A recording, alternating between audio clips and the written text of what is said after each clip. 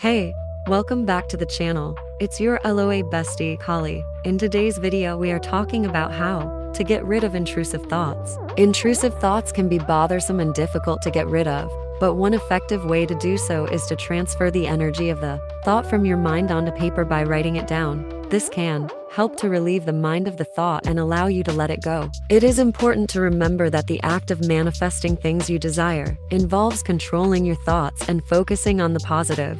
So it is important to rid yourself of any intrusive thoughts that may interfere with this process. Writing the thought down on paper can help you to move on from it and focus on manifesting your desired outcome. Intrusive thoughts are often negative and can interfere with the manifestation process by undermining your focus and positive mindset. When you are trying to manifest something, it is important to have a clear and positive mindset in order to attract what you want into your life. If you are constantly being interrupted by intrusive thoughts, it can be difficult to maintain this focus and positivity. By controlling your intrusive thoughts, you can better maintain a positive mindset and increase your chances of successfully manifesting your desires quicker. That's it for today's video.